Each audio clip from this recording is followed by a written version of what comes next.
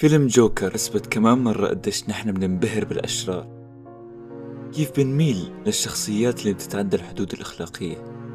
افتح التيك توك واليوتيوب والإنستا وشوف كمية الفيديوهات والتصاميم اللي حتشوفها عن شخصية الجوكر مثلا، أقواله اللي بتشوفها حرفيا بكل مكان.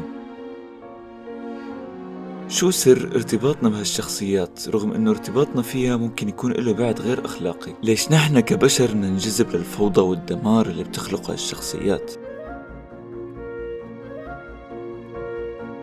كل هالأسئلة في إلها أجوبة علمية ونفسية، ويمكن تلاقيني عم أحكي عنك بالفيديو، فتابع معي منيح.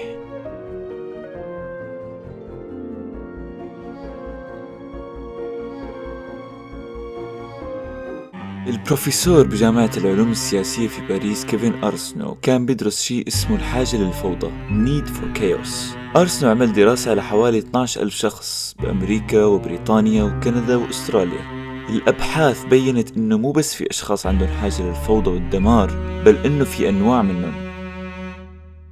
5% من سكان أمريكا كانوا من النوع اللي يسمى عالي الفوضى. اللي فرق هدول الأشخاص عن باقي اللي عملوا الدراسة هو إنهم وافقوا بشدة على عبارات مثل أتحمس عندما تحدث الكوارث الطبيعية في البلدان الأجنبية. 20% اتفقوا مع عندما يتعلق الأمر بمؤسساتنا الاجتماعية لا يسعني إلا التفكير، فقد دعهم يحترقون. عدا انه هالبحث سبب قلق كتير كبير من تواجد هيك ناس بمجتمعاتنا، بس سلط الضوء على واحدة من اسباب ميل هالاشخاص للفوضى، وهو ببساطة انه ما بيثقوا بشي. هدول هم نفسهم الاشخاص اللي بيآمنوا بنظريات المؤامرة والكورونا المزيفة، وممكن يصدقوا ويتبعوا اي شي بيعطيهم الشعور انه عم يدمروا.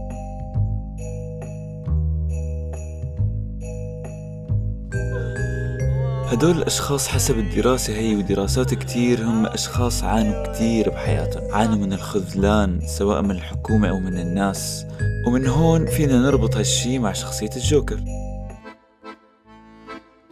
الجوكر أو آرثر فليك هو إنسان عنده مشاكل نفسية وعقلية، وواضح إنه مو مندمج مع المجتمع رغم إنه عم يحاول، وكل مرة بيحاول المجتمع بيصده وبيبعده، والمؤسسات الحكومية كمان ما عم تساعده. هون بيدرك آرثر إنه النظام مو إله، النظام والترتيب هاد خذلهم.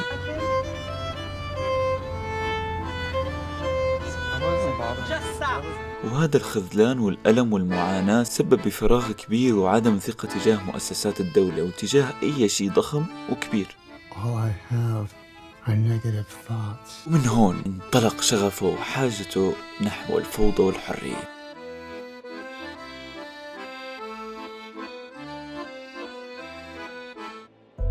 غالبا هالأشخاص مثل هالشخصية بفيلم فايت كلوب هم أشخاص حاسين بأنه حياتهم بلا معنى وهدف، ملل وما في أي حافز يقوم من تخته. في بحث أجراه مايكل بولين بجامعة بوفالو الأمريكية أكد أنه هدول الأشخاص عندهم احتمال أكبر أنهم يبحثوا على الفوضى، لأنه أشخاص مثل هيك بدهم يلحقوا شي جديد ومثير وخطير يعطيهم معنى أو يعطيهم إحساس بالحياة. وهذا اللي شفناه بالفيلم لما تحولت الشخصية وأصبح يستمتع بالفوضى والدمار، وصار يدور على أي شيء يحسسه ولو بشوية حياة فيه. صار يحس في هدف أكبر من حياته، وصار يحس بحرية ما كان يحس فيها، في هدف سامي وكبير كتير، مو مجرد عمل وظيفي ممل وإحساس بأنه ما عم يقدر يغير شيء بالعالم.